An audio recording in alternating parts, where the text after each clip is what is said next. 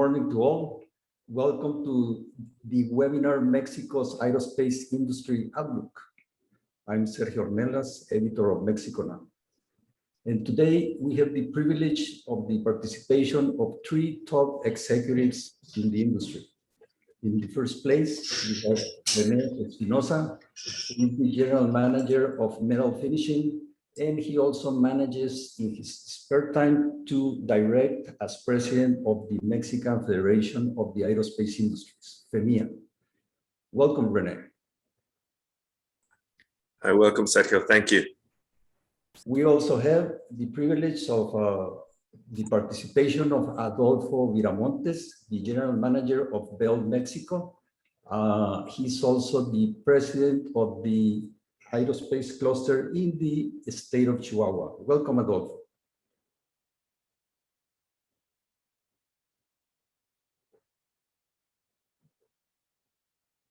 And last but not least, we have Cecilio Lopez, the Vice President of Mexico ISC Operations, ISC meaning Integrated Supply Chain, and he covers a lot of territory from Mexico, Monterrey, all the way down to the Malvinas. Welcome, Cecilio. Yeah, hi, thanks. Good morning for everybody.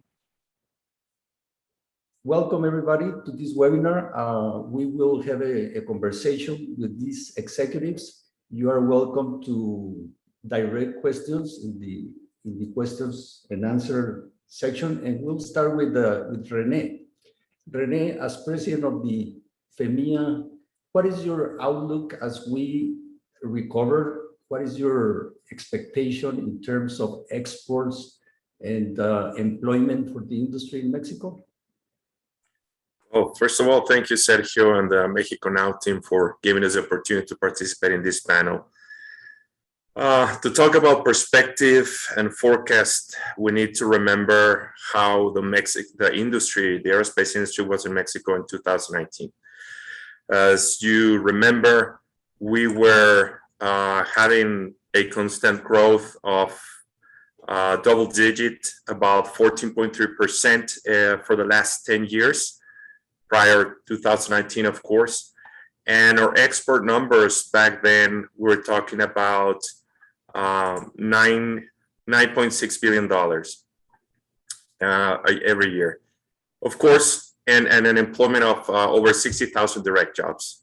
Of course, with the hit of the aerospace industry with the sanitary problem of COVID, but also there was another factor that we need to remember that started hitting by the end of 2019.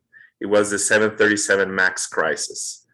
And as a country, Mexico has a lot of participation in the supply chain with Boeing. And of course, that started hitting us prior the COVID.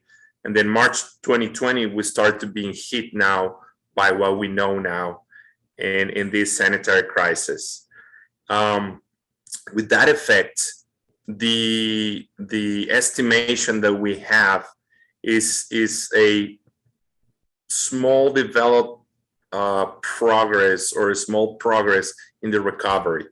If you allow me, I have a quick chart that could probably project our estimations, if it's possible.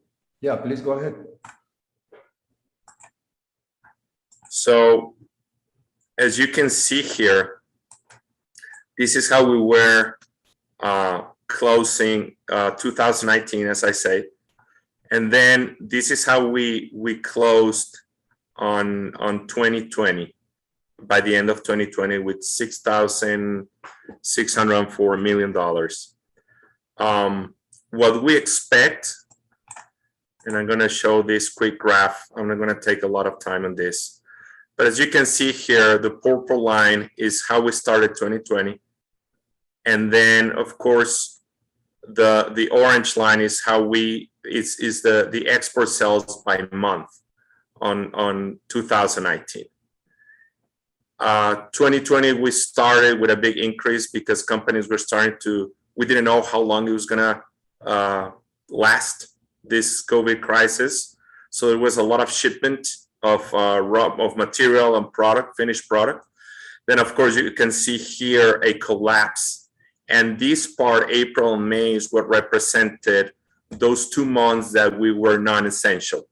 If you remember, month of April and May were considered as non-essential.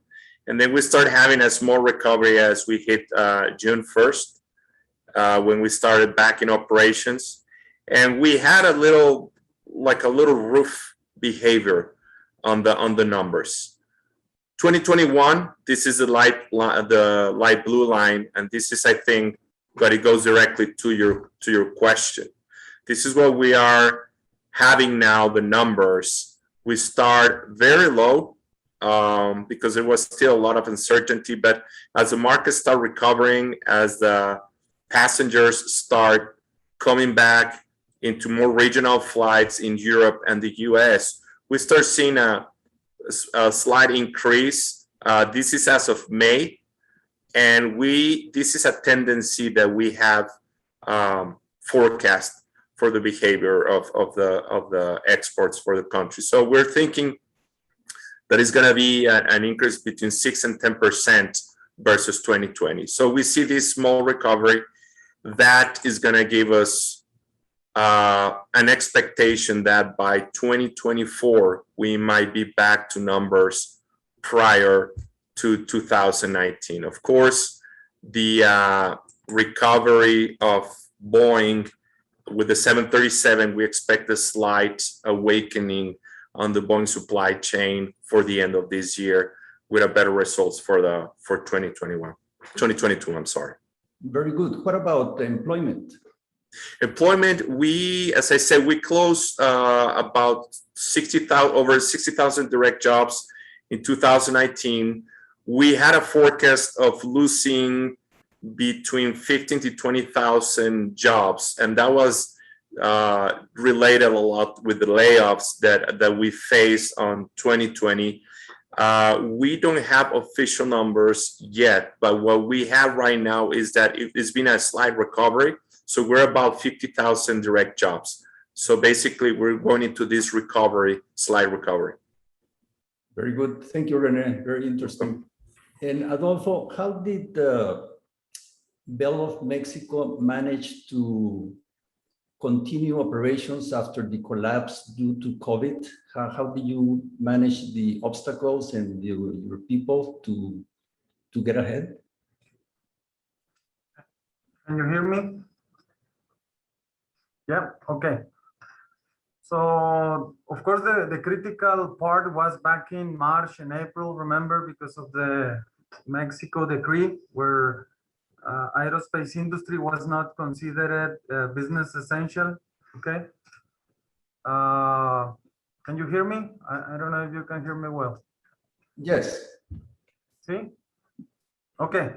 So, again, of course, we struggle with the materials because our supply base here in Mexico, some of them, of course, shut down operations.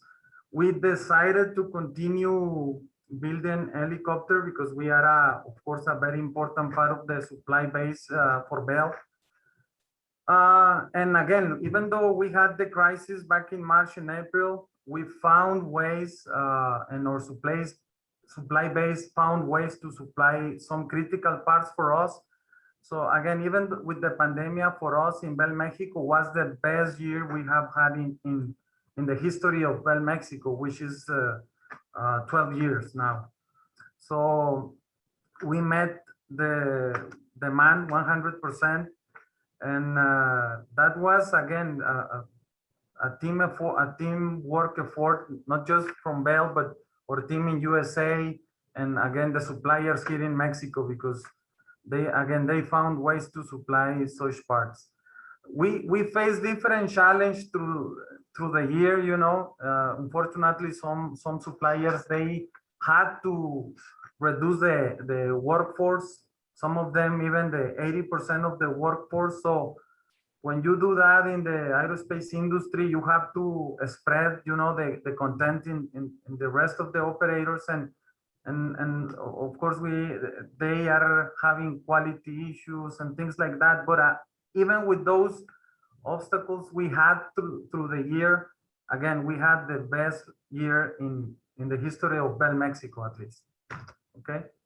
That's fantastic. That erases my question to you of when would you be expecting to return to pre-pandemic conditions? So you are. Okay. Again, the helicopter market is a little bit different. Even though 2019 and even 2020, we had a peak in volumes. We are having a stable demand this year and the rest of the years, the next 5 years. Is even better the market we had in 2014, 15, and 16. Again, we don't see a significant drop like probably the fixed wing saw or is seeing in the near future. I mean, Rene already gave the data, the statistics when this is going to be recovered. But again, the demand for us in Bell Mexico is even better than 2014, 15, and 16. Congratulations, Adolfo. We now turn to Cecilio. Cecilio, how do you compare Mexico's strategy to cope with the pandemic versus other Honeywell locations in the world? Okay. Good morning, and first of all, thanks for the invitation, Sergio, and the rest of the Mexico Now team. As you know, nobody was very well prepared for this pandemic. We have some preparation in terms of, in some cases, some scenarios, but not at this level of this magnitude. So what we did was we recognized that we were managing with facts, but with emotions as well. Our employees were afraid of what is happening, lack of information, certain information, a lot of rumors. So the right way to manage with that, of course, and this is something that we decided to do in Mexico, is to create an incident management team in the entire Mexico. So it's a team that capture all the information, digest to send this information to the workers to be in compliance with that. We implement all the requirements that were part of the best practices in the world in terms of keep our employees safety. Of course, the usage of PPE, of course, the screening process, the temperature screening. We use some of the Honeywell technologies as well, like the thermographic systems to keep monitoring the employees at the shop floor. Until today, we are performing close to 40,000 antigen tests for COVID, just in case of prevention. At the same time, we hire an independent medical company that provides service to our employees. So every time that one of our employees will detect that is suspect of COVID, or if they report, we send that company to their homes to take care of them, to have a doctor inside.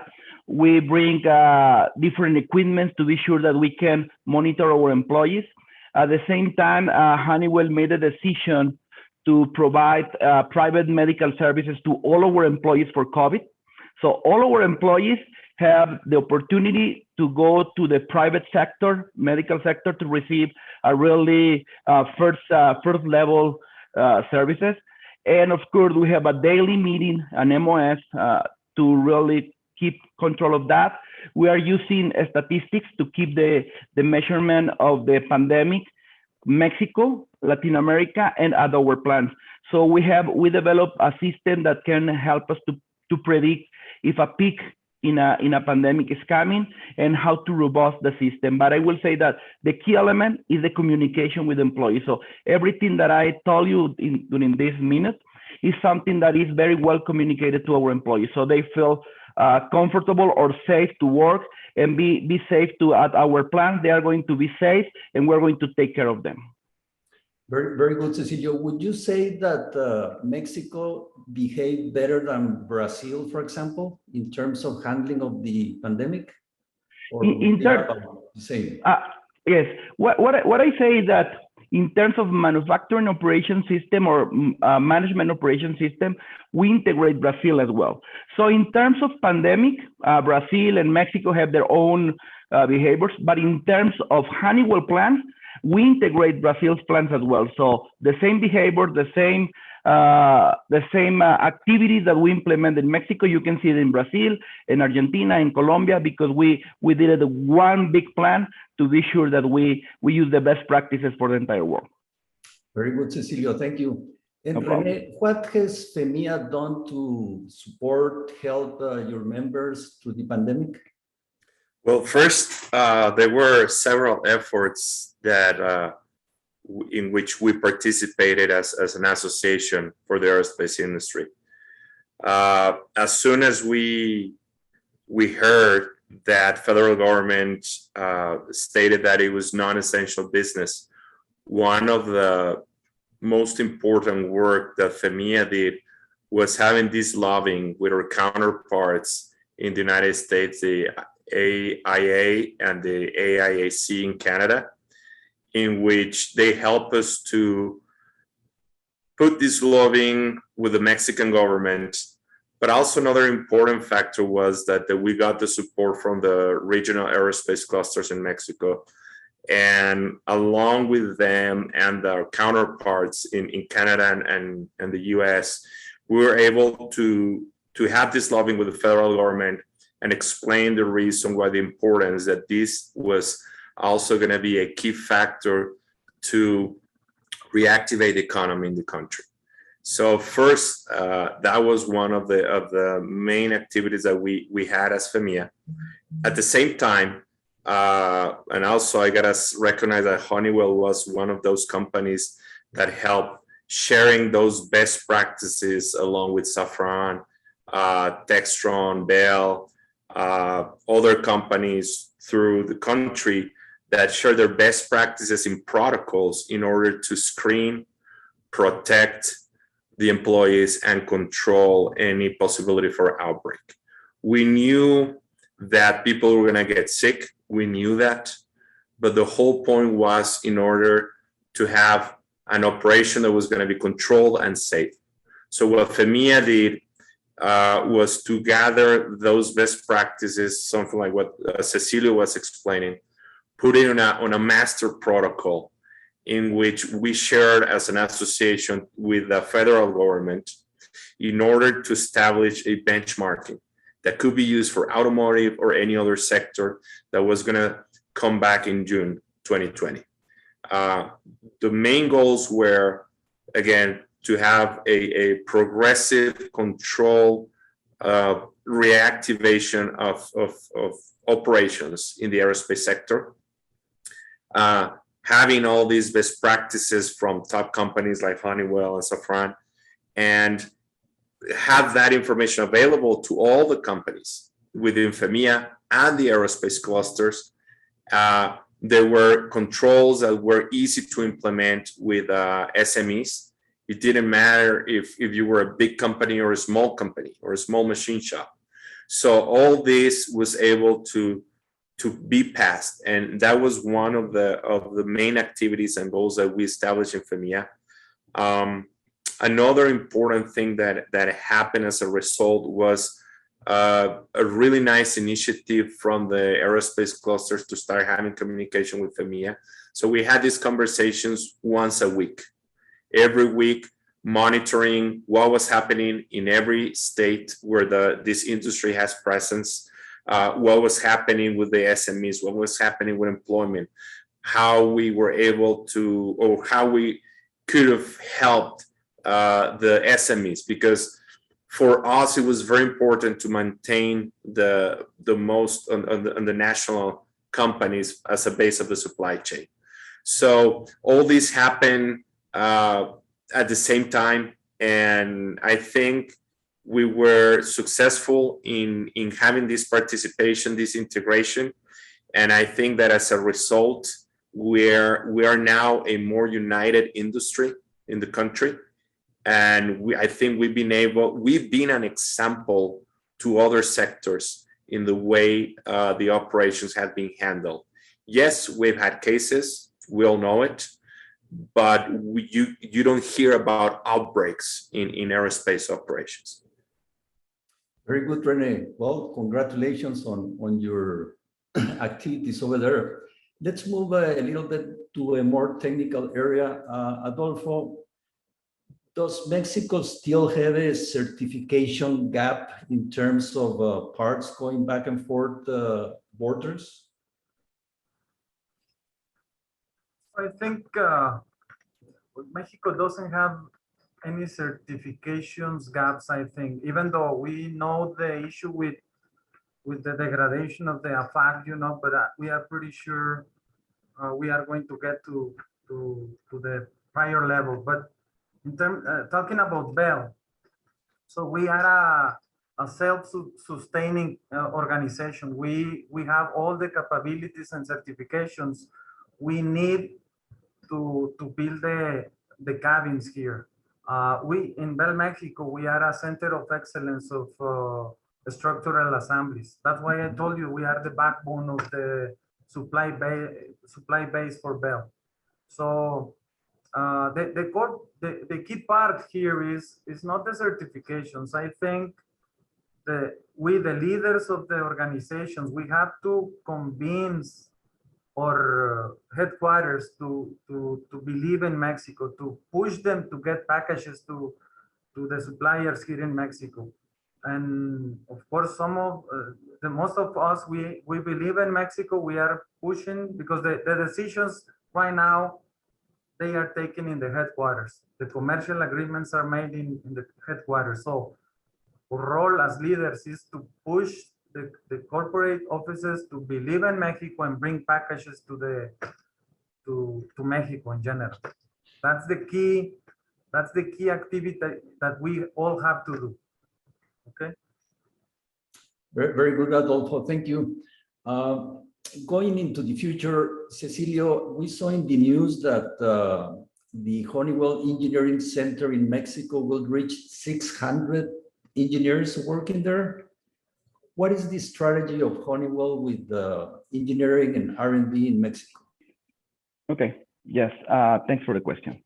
The technology research and development is a key element for Honeywell.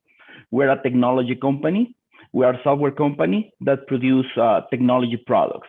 And of course, this center is a key element. It's part of the strategy, the key strategy that Honeywell have to go into the different markets.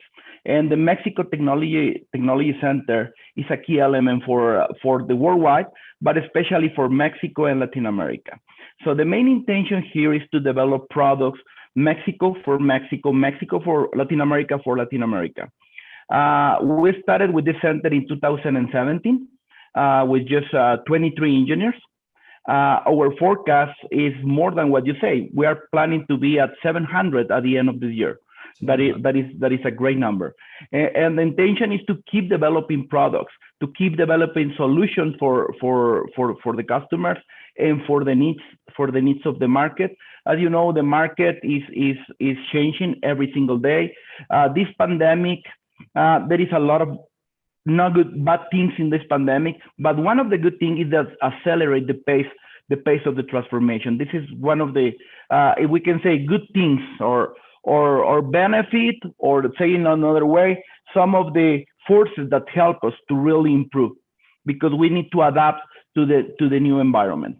So the reason of this center is to provide all the solutions to all the Honeywell's businesses. In Mexico, we have 4 different divisions for Honeywell: SPS, that is a safety product, PMT, HBT, Honeywell Business Technology, and Aero. In the center, were created to the intention to provide solution to this. So it's not just manufacturing. We started in Mexico more than 80 years ago, 85 to be exact. And we started with a basic operations processes, just the basic maquiladora, some basic assembly. During these years, at the end, we already have a plant that produce really sophisticated components like the Aero plants that create the parts for the turbines and for the APUs. And at the same time, we were working on bringing technology to Mexico. And due to the abilities, capacities of the engineers in Mexico, I think it's the right fit and it's the right strategy. So a concrete answer is that this center is a key element to keep growing in Mexico and to keep providing solutions to the market. Thank you, Cecilio. Well, following up on this conversation, Rene, is there a silver lining in the pandemic? Are there other opportunities other than R&D? Are there opportunities in defense manufacturing? Yes, yes, there are, and I agree with Cecilio. There, besides the obvious negative things that we know, it opened a lot of opportunities. First, we need to understand that the whole supply chain was affected logistically. That came to put on the table a lot of rethinking on the big OEMs and the tier ones.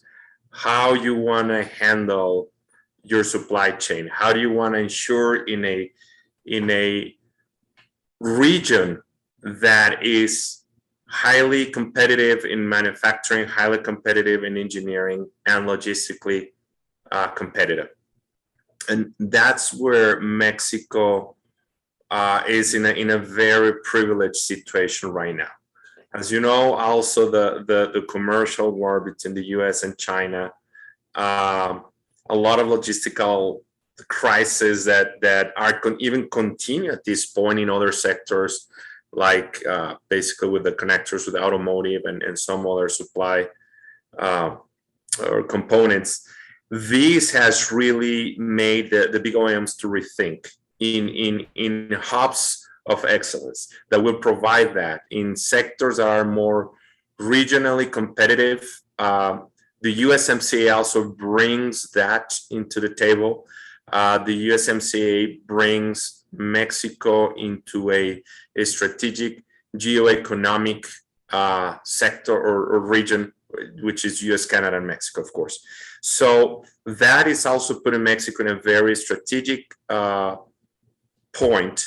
The other one is that as an industry, there's a potential of $5,000 million of components that we export every year that could be manufactured in Mexico. Of course, that's going to bring a challenge of certifications, a challenge of trying to bring the SMEs into a competitive field. But there are companies that are helping this to be developed. So all this puts Mexico really in a momentum that has an opportunity not only for the aerospace sector. It's going to be for all the other industries. We're starting to see already all these reshoring, nearshoring strategies in supply chain. We're starting to see that. And the other thing that I wanted also to mention is that there is, because of these growth opportunities of reshoring supply chain, there's also this opportunity for SMEs to migrate from their sector that are right now, let's say automotive or gas and oil, but that have the skills and the experience to be able to gradually pass into or migrate into aerospace. So I think we need to be able to capitalize these opportunities as a sector, as a country.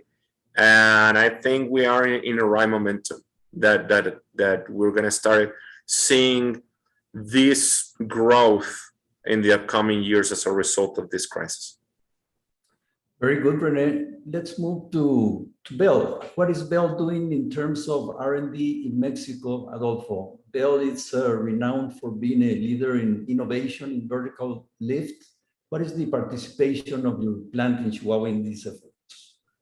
Well, that is not really the scope of Bell. I mean, we have some engineering activities here, which are mostly focused in the aftermarket part. Our team here, they are the ones who design the repair manuals for the final users. So, but again, that is not the scope in the short term from Bell. We have another strategy. As I told you, we are consolidated in COEs. Again, in Mexico, we are the center of excellence of structural assemblies. Fort Worth is the COE of blades and gears. And of course, Canada is focused on the total assembly of the helicopter. However, the priority for Bell now is to grow in the content of the in putting our content in the helicopter. So that's why we are planning on doing some vertical integration, some insourcing, and of course that is where we are planning to grow. Remember, as this is one statistic from FEMIA. I don't know if it's accurate anymore, but just the 3% of the content of an aircraft is built in Mexico. So we have a lot of potential here in Mexico to focus on manufacturing processes yet. I would assume it's a little bit higher in Bell. I don't have the data, but has to be bigger than 3% because we have supply base in Querétaro and Hermosillo, and of course here in Chihuahua. But that is the focus now to grow and do some vertical integration here internally. Okay.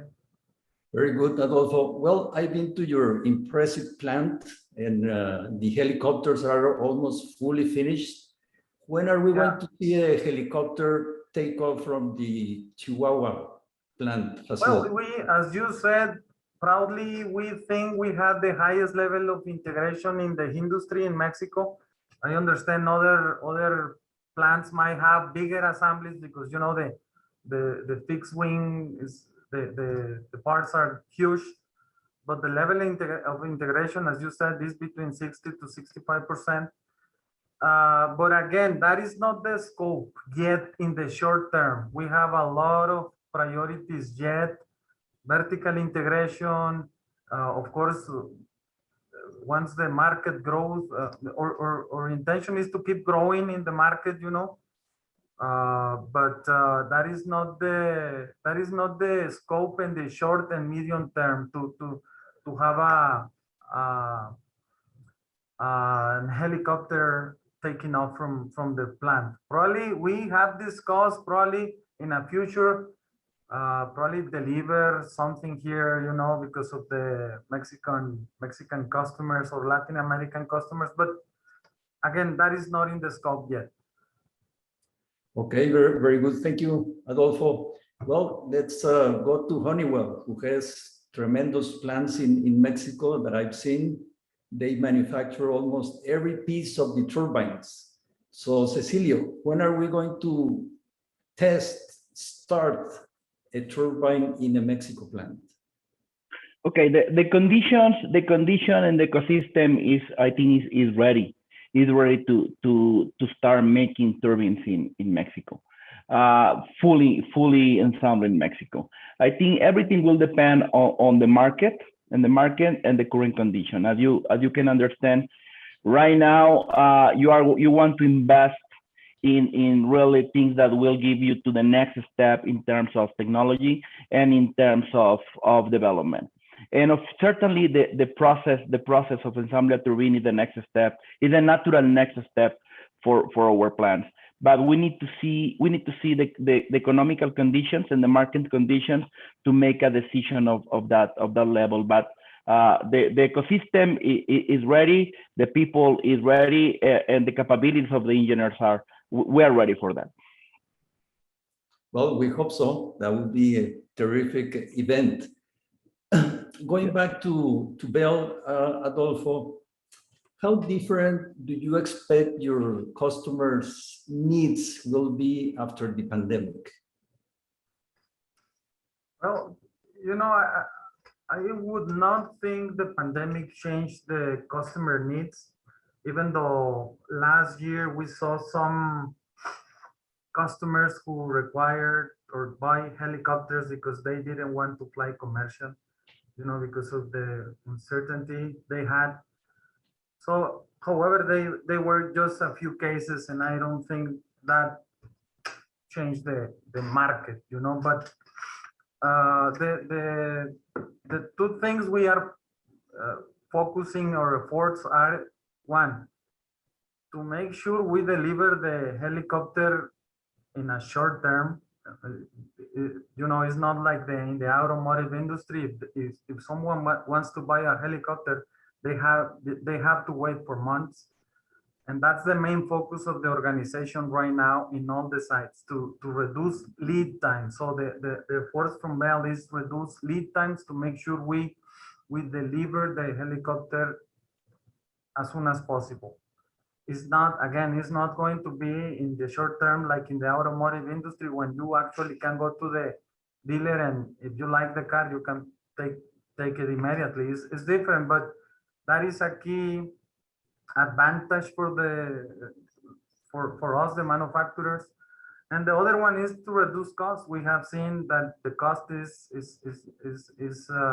very important for the customers. And again, our efforts are focused on reducing costs. You might think that probably safety is critical, and of course critical, but it's implied in the product we manufacture, and that's, but the customers, they are focusing on cost. So delivery, a quick delivery plus cost is actually the two decision makers they are taking to select an aircraft. Okay. Thank you, Adolfo. Well, let's move a little bit into the future. Cecilio, besides the pandemic, what's the biggest challenge for the industry in Mexico right now? Okay, certainly, and based on what Rene already explained us, is that the recovery, 100% of the recovery of the economy. That is that's a main topic. But beside that, Mexico needs to keep working on the integration to the industry. Really, as Adolfo mentioned, the integration of the current Mexico supply is small, and the pen of the company will move between 3%, 7%, in the best of the cases, 10%. That is too low. So we need that integration, and the challenge for that integration are related to certification. One, certification of suppliers. Second, the aerospace industry is a capital intensive. So we need to figure out what are the right way to have access to the financial instruments, to allow the Mexico suppliers to have that capital in a good level rate of interest to be able to invest on that. So I think we can talk about different products like casting that is not a good supply in Mexico for casting for aerospace, forgings. We can talk about different products, but I think the main constraint right now is have developed a strategy to certify our Mexican companies, the potential suppliers that are a key element to keep growing on that. And second, they must have access to a good financial conditions in order to invest and be able to dealing with this type of investment. The aerospace industry is a long run investment. That means that you invest and maybe in 5 years you are going to see your returns. Once you see your return, you can keep it. That's the good news. You can keep it for several years, but it's a long run. Without the right financial ecosystem, that will not grow. So I think those two are the main factors and the main gaps for to keep developing the Mexico supply base. Yeah, well, it looks like we are on a good track. I encourage the audience to make questions in the Q&A button over there, because we're going to move to that section soon. But before we do, Rene, what can the federal government do to improve the competitiveness of the industry in Mexico? Yes, I think more than coming with a wish list to government, we need to understand what other countries are doing worldwide. We need to have in perspective that right now our biggest competitors is North Africa with Tunisia and Morocco. Eastern Europe, Romania, Poland. That region is highly, really competitive. Turkey, and then the Asia Pacific sector, Malaysia, Thailand, Philippines in some areas. Of course, we have Singapore and Indonesia. Those are the main geoeconomic blocks that Mexico is competing right now. And when we start analyzing what the political or the economic policies of those regions, like Cecilia said, aerospace is a highly capital intensive industry. The average for a SME to have a return on investment is from 7 to 10 years in cases of success. It is an industry that is very low volume, very high mix. This puts in a situation the local companies in having a lot of need of good competitive financial tools. We're talking sometimes that in some countries we have loans that could be as the highest a 2% a year. In some specific programs, it is crazy and is right. But when I heard the first time, this is not possible. It was a negative 2%. So when you have those type of financial tools in a high demanding industry like aerospace, highly intensive with certifications and regulations, and the cost that you need to maintain month by month with all the certificates of your gauges and tools and testing and everything that we know, of course, that put us in a very challenging situation. So I think that, or not what I think, what we've learned in the last 5 years, as you know, and most of you know, in the FEMIA, we implemented 5 years ago the supply chain development program specifically for local SMEs. And we found that a lot of the challenges is because of the characteristics that Cecilia mentioned. The businessmen or investors that are serving in one sector and want to start migrating to aerospace is not so attractive because of the return on investment and the capital intensive. So we need to understand that the nature of the industry, but I have to tell you that we have success stories of local companies, most of them third generation, second generation companies that were doing machining in automotive or gas and oil, have been successful now. And they're part of the supply chain of the companies that are here representing Cecilia and Adolfo. But I gotta recognize that a lot also has been the desire of the OEM and the tier one to develop them. So there is this accompaniment, this I will say it, sponsorship in a way that they take you to develop you. And once you're certified, once you reach that point, then as Cecilia said, you can keep it in, there's a constant growth. Of course, the COVID hit us really bad, but I think we need to understand that as a country, in order to capitalize all these opportunities that we have here, and the priorities to develop our national supply chain, is to consider those factors that are making us compete with other regions in the world. Very good, Rene. Thank you. There's a comment here from Chiheo Hayashi, and probably this comment goes for Cecilio. It says as follows: Mexico needs to build the supply chain bottom up from raw materials. Stop importing the components from Asia. What do you say to that, Cecilio? I will say yes, but remember, this is a business. So you need to be competitive, because every time, independently of where you produce the parts, you need to check the cost of your process and your products. So if we have a competitive quotation from a Mexico supplier that say, okay, this is my price, and you compare with the rest of the world, and it's competitive, of course, we are going to make business. But we need to be clear, as Rene mentioned, what are the clusters of competitors in the world? So we are not competing against to another country yet. We're competing against regions. So I say yes, the statement mentioned it is true, but we need to keep in mind that it needs to be competitive in terms of quality, delivery, and cost. But it's true. Yeah, well, Mr. Hayashi continues. Engineering focus is very important, but the educating operators for the long-term employment at one company is important.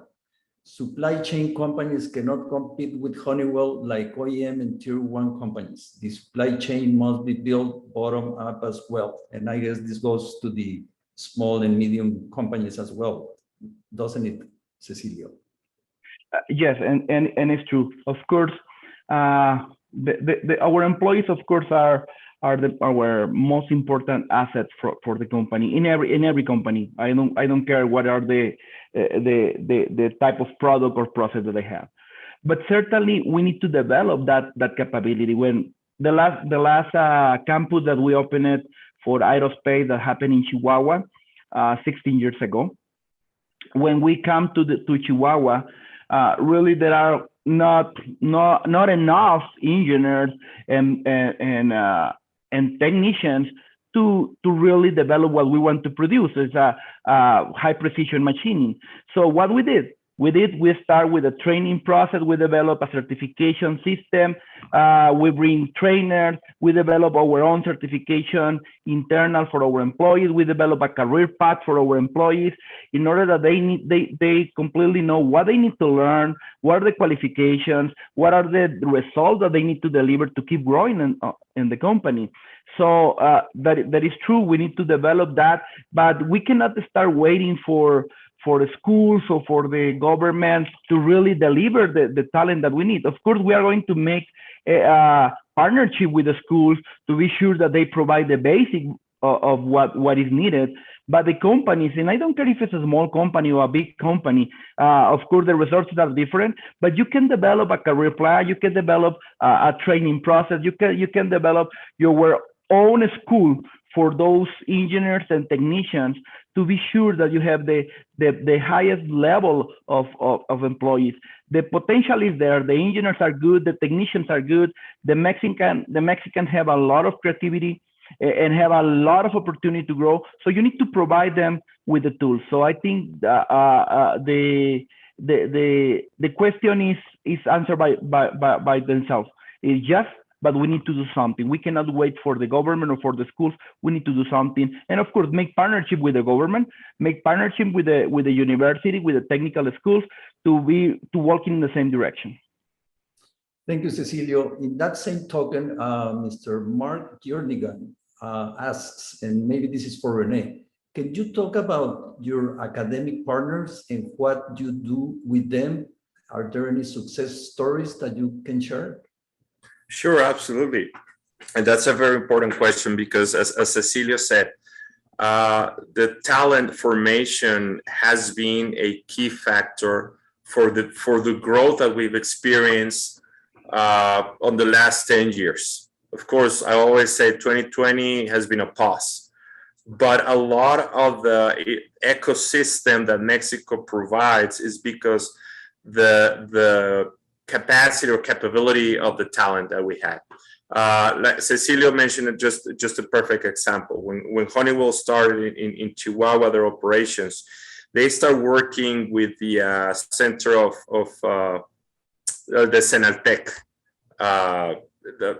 in which they were able to create programs for their own people in order to develop. When they did that, years later, academic institutions like the network of tecnológicos in Mexico and even at the technical level with the CONALEP, we've been able to really develop programs that are built for the needs of the regions in the sector. This work is not only FEMIA, this work has been done also through the aerospace clusters, and also very important partner of FEMIA is the COMEA, in which the president of COMEA, Jorge Gutierrez de Velasco, is also the president and the committee for education and talent within FEMIA. So what we're trying to do is to develop these programs. We're working right now with 33 academic institutions in the country, all over spread within Mexico. One thing that we've said always, we might not need so many aerospace engineers. We might need engineers who understand the certifications, that need the skills and know the software that we use in the industry. That has helped us to create flexible programs in which we call them, in some institutions they call them certificates. In other ones they call them like small programs or specialty in areas that are needed specific. And you'll see the participation of companies like Honeywell or Bell with their managers sitting with the academic institution, working in reviewing the curricula of the career, what they need. Why are you teaching this? We don't need that anymore. And a lot of, as I said, 33 academic institutions are working with FEMIA and COMEA and the aerospace clusters nationally in order to develop a talent-based ecosystem that we can go or send graduate engineers that already know what is going to be needed in Honeywell, what they're going to be needing in Textron or Safran. So yeah, there are many success stories. And I think that the participation collaboration that we're having with FEMIA, COMEA, and the aerospace clusters and all these institutions have been a big difference. And it's a show, or is an example of how the industry has matured for the last 15 years. Very good, Rene. I guess the success strategy in aerospace is academics, academics, academics. I recall the story of Brazil. They first founded the university before making a single part. Here's a question for Adolfo from Marco Aguilar. If I'm a student at the Tech of Monterrey in Puebla campus, I'm studying mechanical engineering. What opportunities would I have finding a job in Bell as a student or as a graduate? So, of course, a lot of opportunities. As a mechanical engineer, we have, that's a critical position in the aerospace industry because of of course, the stress of the aircraft in the air and things like that. So, but again, we have the talent base here is we take it from the internship or professional practices, practitioners here. So it's a lot of opportunities. Again, Rene said about the process. A month ago, we get together with the universities and we told them what the quantity and what kind of positions and professionals we will require in the present and near future. So again, a lot of opportunities, not just in Bell, but in the aerospace industry here in Chihuahua. Okay. Very good. Thank you, Adolfo. Well, we are about to close this webinar. There are a few more questions that we don't have time for. We'll ask the participants to try to answer them. We'll have them headed to your emails. The data of contact with each of the participants here will be shown at the end of this webinar. And for now, I will just ask our participant panelists for a final message to the audience, maybe starting with you, Cecilio. The aerospace industry is a great place to be. It's a industry to be the part of them. And Mexico have a great opportunity to keep growing on that.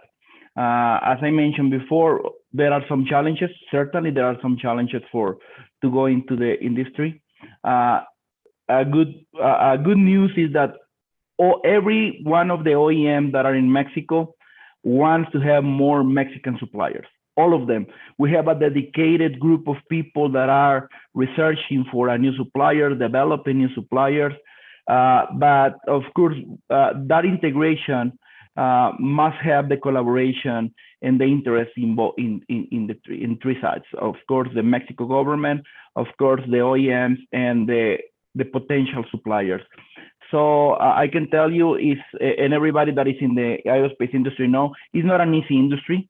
Have a lot of regulation, a lot of certification. The products are complex products that are not simple products. However, the benefit to be in this industry is really well. If we see a chart for the last 70 years, 15 years, there are some hiccups, of course, in the process. But every time the recovery is going up or better than the previous to that condition. And we see that in 2021, in the 28, 2016, and right now with the pandemics. And I'm sure that the growth will be higher. We are going to achieve a better results and better sales than in the previous. So it's a challenging industry, yes, but it's a great industry to be. That's the message for the rest of the team. And thanks for having me here. Thank you, Cecilio. And what would you have as a final message for the audience, Adolfo? Okay, I will complement what Cecilio said. Aerospace industry is living what we live in the automotive industry back in the 80s. So this is the right place to be. And I will end saying that in Mexico, we have more to offer than just a low cost. So we have to understand and we have to be convinced that we are a competitive country. We can offer a competitive cost, a competitive quality. I mean, we are not, this is very important. We have to remove the mindset that in Mexico, we can just offer low cost. This is key for us, for the leaders of the industry, okay? And thank you for the invitation. Thank you, Adolfo. And your final remarks, Rene, please. Well, I think I agree a lot with Cecilia and Adolfo. And I think this message is more for the local SMEs, the local businessman that wants to start exploring or would like to migrate into aerospace. It's not an easy industry. It behaves totally different to what we know. I come from automotive. My partners here also have automotive experience. It's totally different.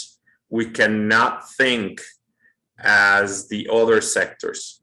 We need to understand the industry with the characteristics that we mentioned. It's not impossible.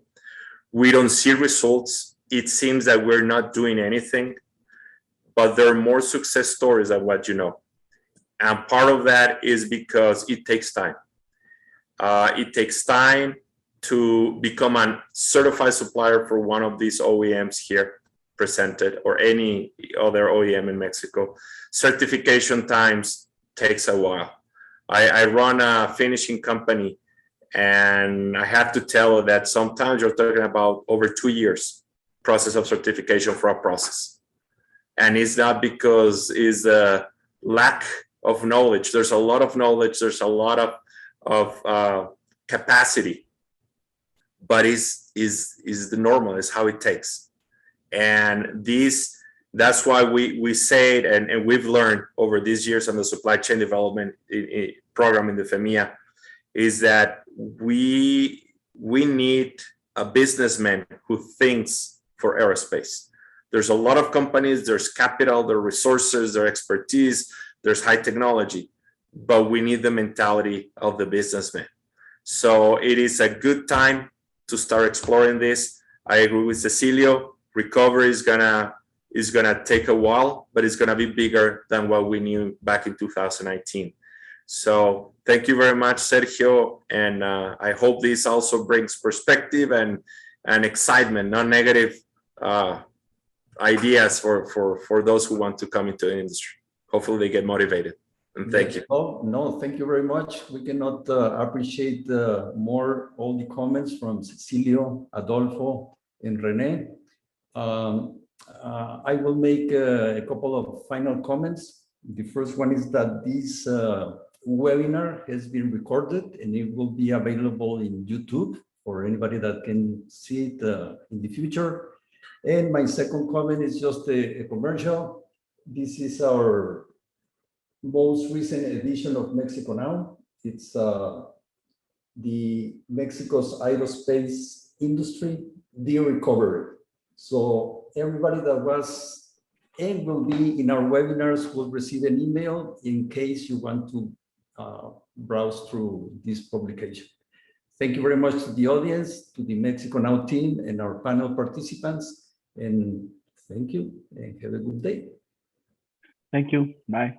Gracias. Hasta luego.